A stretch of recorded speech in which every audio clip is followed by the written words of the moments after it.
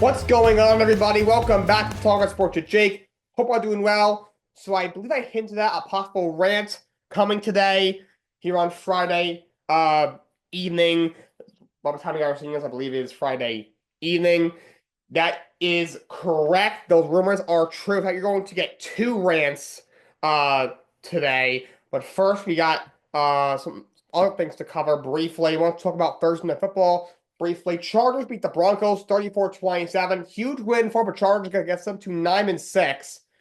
Puts them in a position if they win one of their final two. That should get them into the playoffs. They'll mean they'll put a playoff spot. Big win for them. Justin Herbert had a very good game. He played very well. A couple of really big touchdown throws in that game. He made some big throws in that game for the Chargers. Broncos come up short. If they won, they would have clinched the playoffs. They gotta be careful because the only thing to do is win one game here, and they're in. But next week they got Cincinnati, who's playing a lot better. Obviously, that offense has been great all year, and they finished with the Chiefs. So that's an interesting one because on paper, the Chiefs obviously are a better team and would probably win the game. But if the Chiefs are reluctant number one seed, they could rest some players. Mainly, I would think Patrick Mahomes will not play, but he's already battling an ankle injury. So the Chiefs twos against the Broncos ones, I would probably take Denver. So, but this is not going to be as easy as it seems. Collapsing and finishing at 9-8 is not completely out of the question. And if Cincinnati gets hot or Miami or one of these teams, it might be able to sideboard their way into that last playoff spot and knock Denver out. So, it will be a very interesting, tight wildcard race in the AFC. But Chargers pick up a big win now. We had a free kick. So there's a rule in the NFL that's been there for a long time, but it's almost never taken advantage of because there's very, very few opportunities to do so. It's called a free kick. If you call fair catch, you could kick a field goal from the exact spot you got a fair catch. So at the very, very end of the first half, the Broncos punted, like the last few seconds of the first half, and the Chargers called a fair catch, but then there was a penalty on Denver, fair catch interference. He bumped into the returner on accident while he was signaling fair catch to give him extra 15 yards, which put them in range for a field goal. So Cameron Dicker tips a 57-yarder on a free kick. It's called a free kick. It cannot be blocked. It's a free kick. It was the last play of the second quarter, and he made it from 57 and nailed it. So yeah, we had not seen an attempt, I think, since Joey Slye did it in Carolina in 2019, which was 5 years ago. We hadn't seen one made, I think, since 1976. And this is the 57-yarder was the longest one ever from the free. I think it was a 52-yarder made, I think, back in 1972. So this was a historic moment in the NFL that happened also. It was kind of crazy, but Chargers win 34-27 in that one. We also had a free agent signing that happened not too long ago. The Houston Astros signed Christian Walker for Arizona Diamondbacks first baseman, 3-year, $60 million deal. Over the last few years, he's developed into one of the best power-hitting first basemen in the game, one of the best all-around first basemen in the game. He's very underrated. He was a guy he came up as a pretty highly touted prospect. Came up in Baltimore, was in a couple of stops, was blocked a couple of times. In Baltimore, I think he was blocked by Chris Davis when he was in his prime.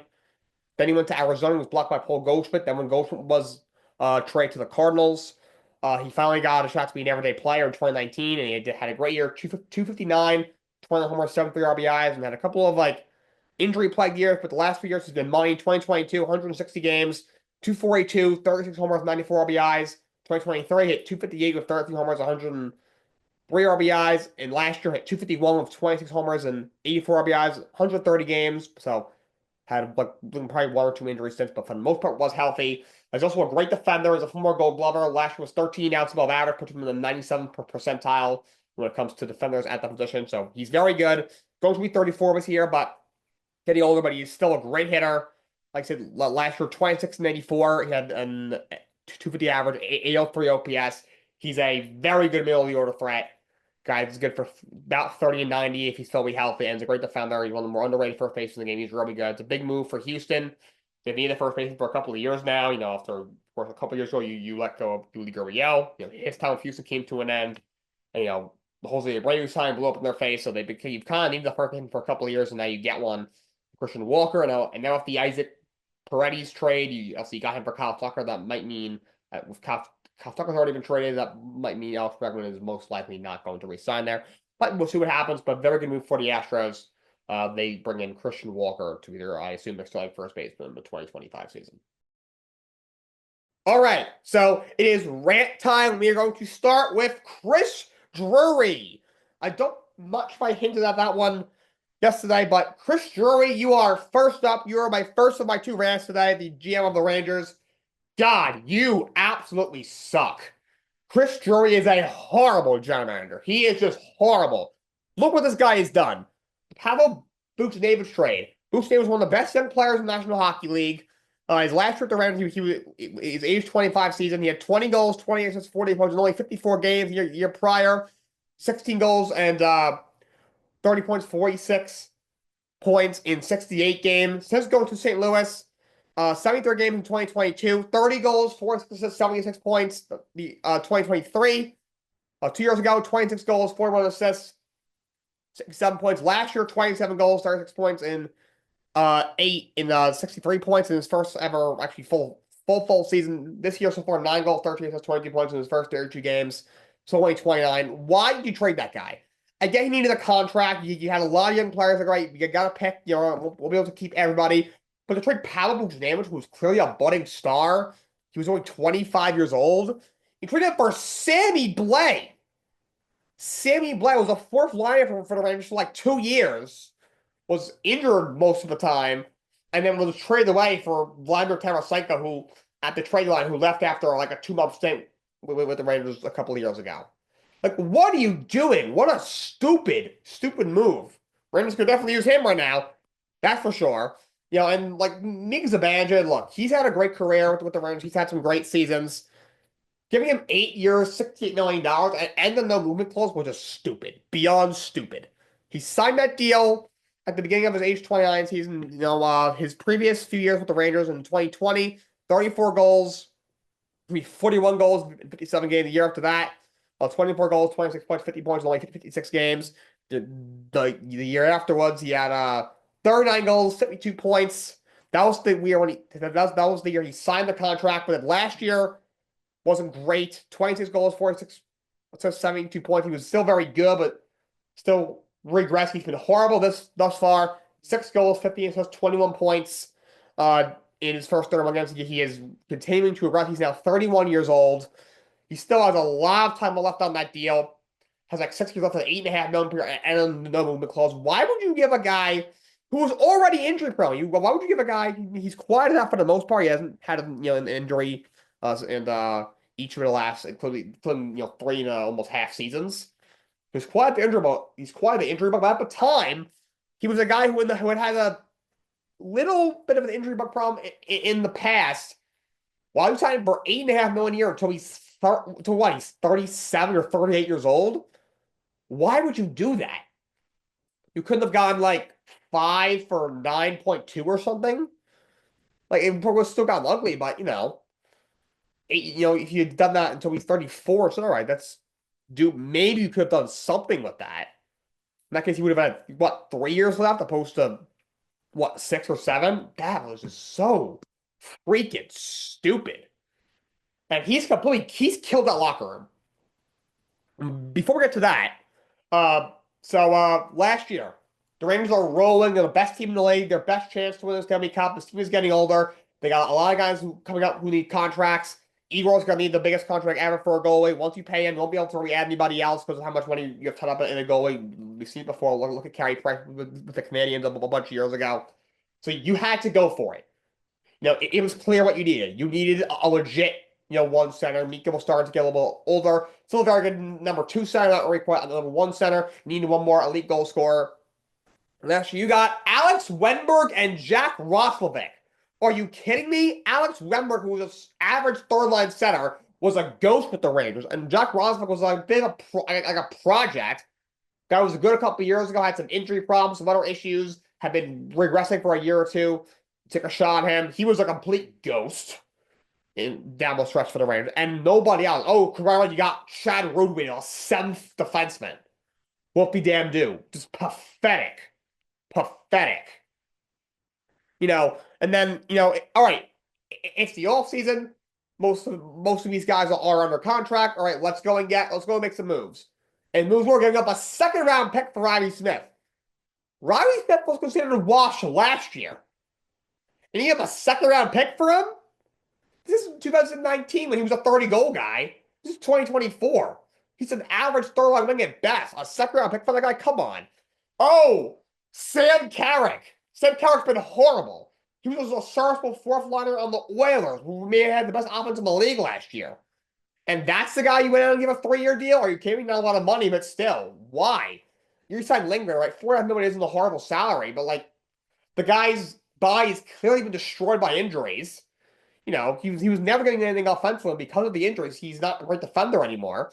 And you decide to re-sign him, supposed to go after, Jakub Slavin or something, or maybe get a good forward like Jake DeBrusk or something. Why? Why? Stupid. And the Jacob Trouba thing. Look, Trouba, I think, was being a little bit arrogant. He's not the same player anymore. He can't give you as much offensively anymore. He's not a good defender on the back end anymore. His ability to lead has gone out the window as well. That being said, the communication was not great. First of all, when he was hurt last year, why did you not put him on a long-term injured reserve? You would have had $8 million to spend at the trade deadline. And you didn't. Zach Jones has been waiting in the AHL for years. You could have survived with him as your third pair defenseman. You bump up somebody else on the second line, whoever it was, Schneider, whoever. You would have survived, for a few weeks. Go out and make your move. Then Trouba would come back and you go from there. Why did you do that?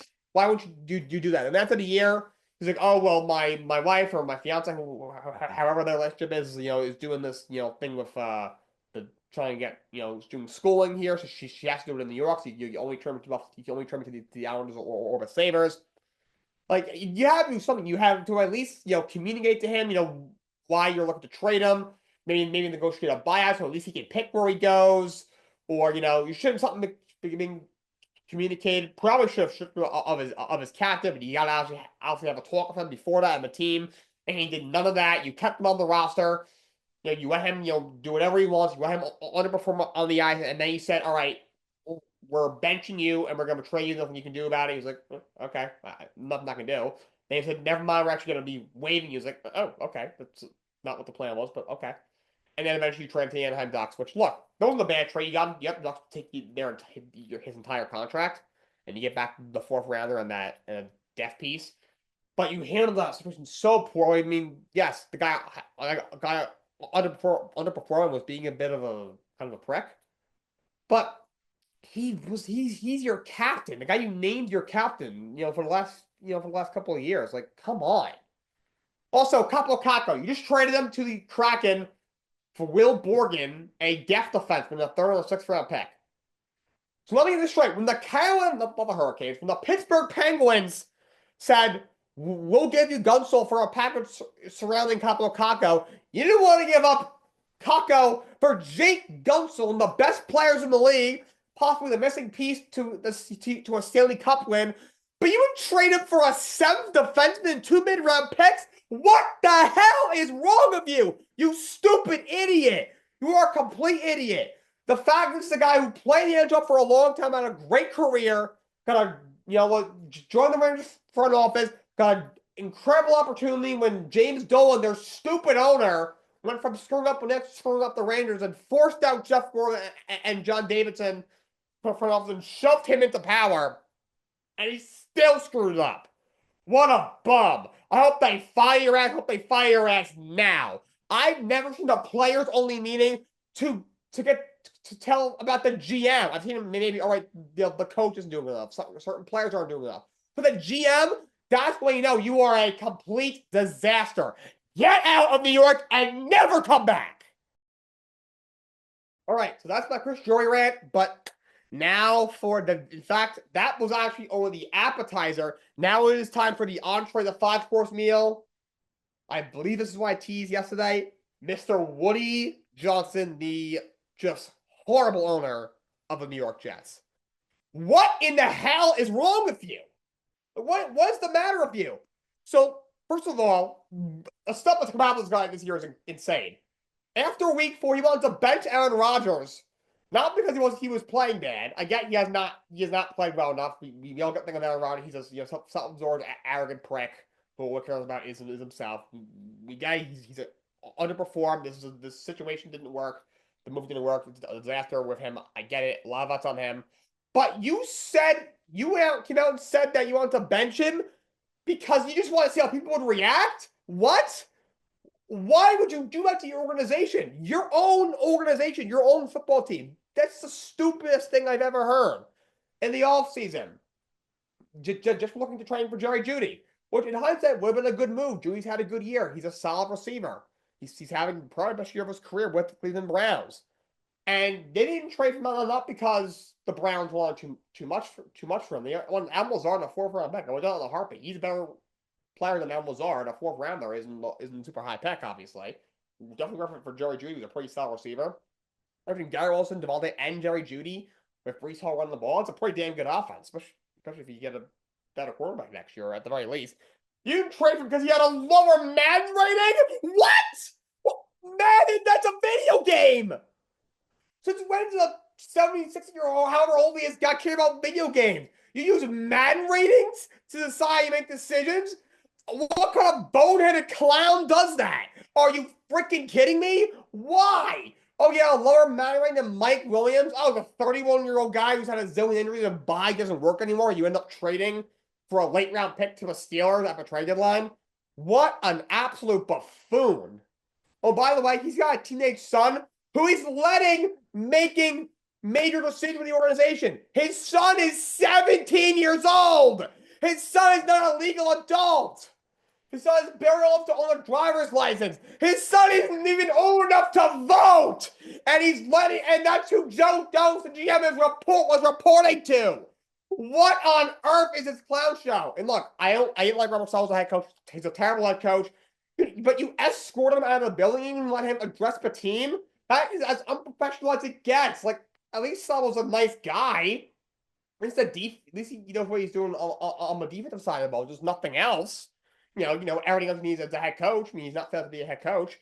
And see how he fired Joe Douglas? Joe Douglas was out on the practice field. He was like talking to, I think, Jeff Olberst, the interim head coach.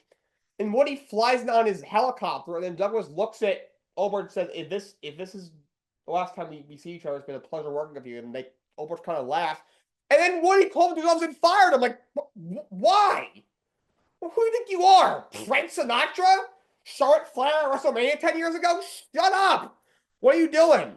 Also, Bill Belichick called you saying you wanted to be your head coach next year, and you said no thanks. Bill Belichick? I know it wasn't him. He didn't own the team quite yet, but the Jets have a chance to hire him 25 years ago, and they didn't. If nothing else, it would have been hilarious for scriptwriters. Oh my God. You passed on him? Oh my Lord. And to cap it off, there's two things. When they trade Zach Wilson to the Broncos, he wanted to pick 256 instead of 257 so he can have his own Brock Purdy. What? What? You want the second last pick for draft, not the last? Because if you took a guy to be named next Brock Purdy, it would be special? What kind of demented moron are you? Oh, and then last year, this one was the icing on the cake. In 2022, when Mike White was playing for a broken rib for Seahawks, and of course he didn't play well, he took a zillion hits, he came in and told him he effing sucks. He said, you should throw your helmet because you effing suck. Well, maybe if you didn't draft a complete turn with a second overall pick, he wouldn't be playing. He's playing through a broken rib because the other line you put on the field, but you suck. You are a clown. Screw you, Wayne Johnson. I hate you. I hate you, Wayne Johnson. You suck. Sell the goddamn team. You are a piece of garbage. And you're on the Jets like a piece of garbage. You are garbage. Screw you. I hope nothing but horror and terror comes to your life. Screw you, Wayne Johnson. I hate you. You are a joke and an absolute clown. But hope you enjoyed my rant. All I got for you guys today. Till next time. So long. Have a great day.